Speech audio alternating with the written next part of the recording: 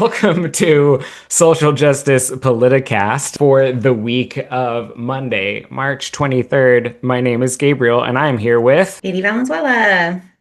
Yay. Thank you so much again for joining us, Katie. I know you were on our show about 2 weeks ago for a different item, and we are incredibly thankful for all of your insight and your knowledge when you have the time to join us and kind of break down some of the mystery of local government. I was, thinking that there should be some form of like Rosetta Stone for county government. It's like some kind of tracking method of deciphering all of the legalese and lingo that they like to put into their reports. Well, I Um, think that's what we're here for, right? That's what we're doing today. We're gonna make it yes, happen. yes. And I want to, urge folks again that if they're interested in coming in and talking about items that are important to them, I do not consider myself an expert on any of these things. I think that as a community, we are all learning to navigate these metaphoric minefields together. We don't have the help of those cool dogs that are able to sniff out mines. But we do have the help often of other folks who I do consider experts like Katie. So thank you so much again. I did want to touch on some updates from last week's meeting. We had an item from Law and Legislation Committee from Tuesday that we had flagged in terms of a vacancy tax. I was actually at that meeting. There were about 20 folks that spoke on both items 5 and 6, which both had to do with the vacancy tax. About two of those public speakers were in support of the tax, and the others were not. And there was a lot of doom and gloom in terms of their comments in regards to what possible impact those vacancy tax could have on development and the overall vitalization of Sacramento, and how difficult it would be for anyone to be able to possibly shoulder the responsibility of having to pay any type of tax on vacant properties. And I know that, Katie, you were kind of championing this idea when you were on council. So if you wanted to just maybe give like a quick background of like what the vacancy tax is, why do you think it's like so difficult to have council move forward with it? Well, I mean, the simple answer to your second question is that most of the city council listens to the realtors and they listen to the builders. So when they say no, they say no. When they say yes, they say yes. Like it's not really too much more complicated than that. The vacancy tax measure, though, I mean, we started this a couple of years ago and we've already stepped it back considerably, right? Like it was no longer vacant units. It was just totally vacant buildings. It was like a $2,000 to $10,000 annual thing. And we had talked about putting it into a fund where like, you'd be eligible to get it. Like, say you have an issue with your sewer or whatever, and you want to build housing, like you'd be eligible. But the conservative estimate, just to put this in dollars, even with just like $2,000 to $10,000 a year, $2,000 to $10,000 is like that's the biggest square footage. These are guys who are owning multi-million-dollar properties. The net revenue conservatively was estimated to be $26 million a year. And that was just based off staff basically going through each district and identifying properties that had no water or no electrical. So if you imagine how many vacant properties still have water hookups and still have electricity to Right. turn lights on and off, like that's a pretty vast undercount of what this could do. And like in terms of generating revenue, that could go straight back into those communities to build infrastructure, to build housing, to do all sorts of cool stuff. It was just incredible. But it's one of those lightning rods for the realtor and builder industries. They're always worried when Sacramento does something successfully that the whole state might do it because we are the capital where all the staff live and all the members live when they're in session. So, it was a pretty big lightning rod back then. And it's unfortunate that it looks like Tuesday staff was basically recommending that they not move forward. And it doesn't sound like any of the council members intervened. Yeah, yeah. I mean, it is pretty wild for folks who are aware of like the tax benefits that come with owning property that ends up sitting vacant, and how the overall depreciation that you're able to write off on your taxes far outweighs the property taxes in most cases of those properties. So they are walking away with a pretty significant profit on what they're essentially just keeping empty for the sake of keeping empty. Wild. Obviously the affordable housing crisis in Sacramento continues to worsen. It seems day by day, and it is situations like these that do nothing to help that problem be eased. which is really, really unfortunate. But that doesn't mean that there isn't the chance yet again for something along the lines of a vacancy tax to make its I way mean, to. yeah, there was no full council vote, right? Like it's not like they voted it down, right? Like there's still room. And so far, this hasn't moved past the Law and Legislation Committee. So still the rest of the council who doesn't sit on that committee who could potentially try to bring things forward. The mayor could potentially try to bring something forward. I say 26 million, and some of you are like, whatever, pocket dust, right? For budgets. But like our entire housing trust fund, which is the money we get from the inclusionary housing proposal, which is nothingness. I mean, that's like $2 to $3 million a year max that we get out of those fees. So, like, to get $26 million a year of additional money would be a Right. freaking game changer for this city. And it would really help us invest in those very same communities that where development is stalled for one reason or another. That would really help protect our community's well being. So, it's a shame, but it's not dead. It's never dead. That's the one good thing about policy, I guess, right? Is like as long as people keep bringing it up, it could still happen. Yes, yeah, and yeah, and I think that that's a really important reminder for folks because it often can be very disheartening to see things like this kind of get killed in committee, and it often makes it so it's easy to kind of like throw up our hands and be like, well, people have tried. It's like trying to get speed bumps in your neighborhood, right? Like it might take you 10 years, but eventually you might actually get them done. One day So you're going to get that one speed bump in that district and it's going to work. exactly, exactly. So never stop fighting, right? It's gonna give the optimism that we are all looking for. But upcoming for this week, we do have a couple of items that we have flagged.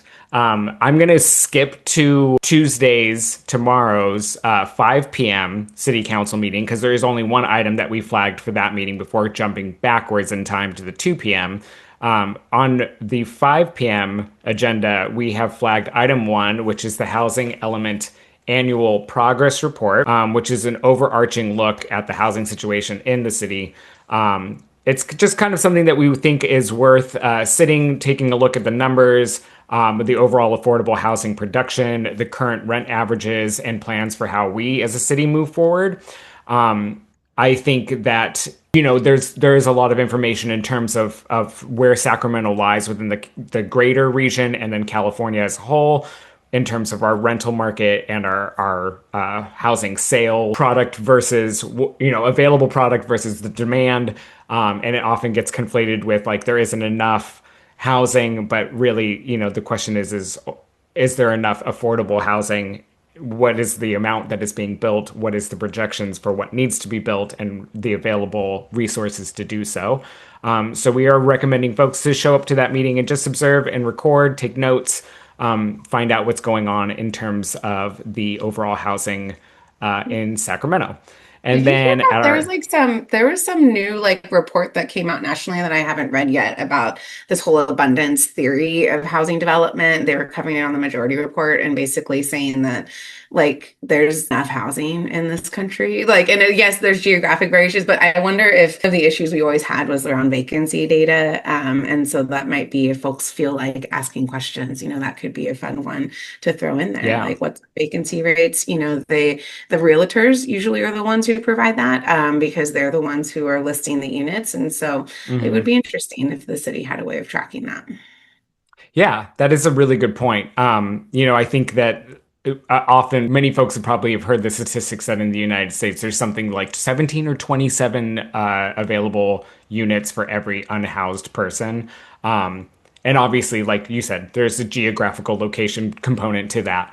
But it is interesting to kind of frame our understanding of the affordable housing crisis with the knowledge that like there is plenty of housing, right? It's who has access to it, whose hands is it in, and how is our local government determining how housing gets built and who controls it, right? And yeah, so Because it especially directly with relates to the item we talked about from last Tuesday, right? Like if we don't yeah, like why like there's vacant buildings, there's vacant houses, like if we really cared about the housing crisis, we would be tackling all of it, right? yes, a full holistic understanding of problems is something that historically this country hasn't been super good about. So, but I digress.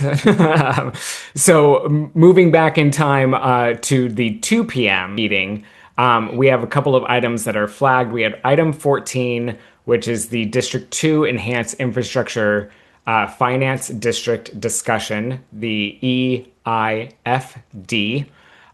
This is overall kind of taking a look at the commercial development and mixed use development, specifically in El Paso Heights, West Arden.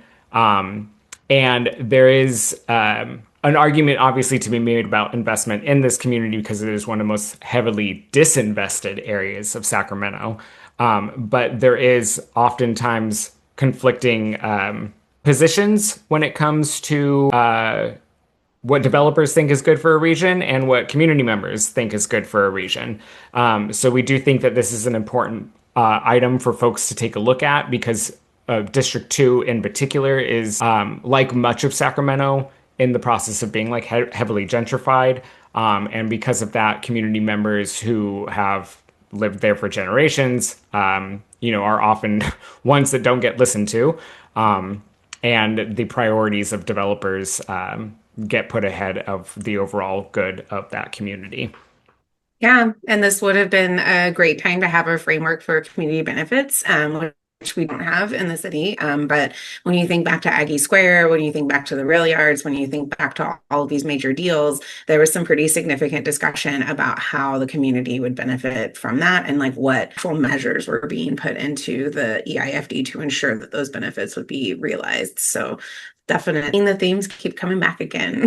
Which actually goes into our next item that we had flagged, which is item 16, the purchase of 35 tiny homes to expand Roseville Road North Campus. Thinking back of the potential of 26 or 29 million dollars that could have come out of that vacancy tax when you where you were talking about, right? And what that could have potentially been used to fund. Obviously, it's really hard to argue against the addition of any units being built at Roseville Road.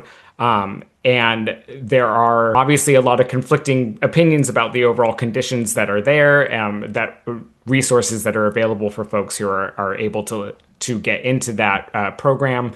And there is, we're recommending that people show up, observe this item. I'm trying to keep a lot of my opinion on these items. So I'm just trying to be as objective as possible. It's like, so it is. It's something that is on the agenda. We recommend that folks show up. An additional 35 units is great. Is it enough? You can go ask. You can go ask and show up and ask, can they be doing more? We could find out. But item 17, which is our early budget work session, is actually why I asked Katie to come on today, because there is a call to action that is being put out by multiple groups in Sacramento, including ACT 350, the Poor People's Campaign, around the public banking movement in Sacramento and how it ties into the presentation from the city treasurer. Is that correct? Correct. Yes. Yeah. So kind of in terms of understanding, because I think that like people hear terms like public bank, like a lot of like public resources and probably have maybe not the greatest clarification of understanding what that would mean, and why there is like this gaining momentum behind the idea of creating a public bank in Sacramento. So maybe give us like a breakdown of what a public bank is, what it would do if we got it, and why folks, I guess, which would tie into this, why folks are pushing for it. Yeah, it's public bank is actually, I mean, they've been around for a really long time around the world, and here in the United States. I think the oldest is North Dakota of 100 years or so that it's been in operation. Essentially, what it is it's a jurisdiction agrees to manage their own money to the public so they can give loans, they can have accounts. The scope of it is really defined in each case by the community that's starting the bank. And that money then goes out to the community, and but the returns, so the big issue that we're trying to undercut here are these big for-profit banks, Chase, Wells Fargo, et cetera, and all these predatory practices they do. That money they make is money they make, right? It's money they've invested in Wall Street. It's money that they invest in defense contracts. It's money they invest in fossil fuel infrastructure. We are feeding this machine that I don't think Mhm. aligns with a lot of our values by using those banks, even though all they're doing is transactions for us. They are making money that is going to things that don't help our goals as a climate, as a community, as people who care about other people. So the idea would be that Sacramento could join a growing group of cities in California that are starting a public bank. We could make our money available to the community for things we care about, and then that interest that comes back would be lower because we're not profit mongers, right? And so it would be a lower interest rate, which could really help make housing projects, businesses, other things pencil. If you're looking at a 2 to 3% interest rate versus a 10 to 15% interest rate, that could be a huge difference for you. But then that money that comes back to us, we can reinvest in things that we decide to do. We can use it to gap fill, to fill the budgets on housing projects. We can use it to help start small businesses. We can use it to do a whole host of things that actually aligns with our community's values. So that's the context, the big picture of public banking. I'm not doing the greatest job of explaining it, but there was a No, law passed that in was great. California. Yeah, there's a law passed in California several years ago, and there's actually several jurisdictions in California moving forward. This would be federally insured. It would be all the same things that we have for a bank, except we'd be running it, and that means that we'd be able to control where those profits go and how it helps our community. Yeah, that is a really good breakdown. I think that this is a really important item, for especially for folks who are into understanding how to like democratize our economic system, right? Like there are a lot of movements around democratizing your workplace, right? In terms of forming a union or having like a co-op model, but in terms of like fully democratizing our financial system, um, banks are a core of that, and the interest that we pay as customers, like you said, often get invested in things that are unaligned with our overall values. So these the groups that are coordinating an effort around this item 17, on Tuesday 2 p.m. have put together a really helpful toolkit, which we're going to link in our show notes as well as our social media link tree so that folks can get an idea of some background information, different talking points for making public comment. Obviously, 2 p.m. City Council, not always super convenient for folks to show up. They are piling a lot into our 2 p.m. meetings recently. And it is still an option to submit an e-comment, right? So if you are not able to show up in person, we have a really helpful breakdown of how to do that we link on our social media every time that we post these great episodes and rundowns, how to submit public comment virtually or electronically before the meeting. And those do really matter. It's not just folks who show up in person, right? Like those comments that get submitted, and if you send them directly to your representative, right? Like if you have 300 of those coming in, even if Mhm. 300 people aren't able to show up, it is still incredibly important. So we It are is. recommending that you do so. Yes, please. No, I was going to say it is. And also, like, this is one of those short-term little baby payout, long-term big baby benefit things where it's like, yes, we're in a budget deficit, obviously, but like this business study that they're trying to fund is a pretty small amount of money given the total city budget. And if we can do this, I mean, we're going to pay these fees anyways, right? Like, we do transactions with banks all the time as a city. So, like, this money is going to be spent one way or the other. It's really about whether we have that initiative to shift it so that we can benefit more from the investments we're making. And now seems like a great time to do it amongst everything else in the world. Yes, 100%. Yeah, definitely agree with that. A great time to do it. And I think that this is an opportunity for people to have their voices heard and set up and establish something that could really benefit the city itself. Katie, again, thank you so much for coming on and breaking this down with us. Any last Anytime. comments or additional information that you just want to throw out to our listeners? Yeah, keep up the good work and keep engaged. Don't let them wear you down, man. Yeah, don't let them wear you down. Love it. All right. Well, until next time, stay safe, Sacramento.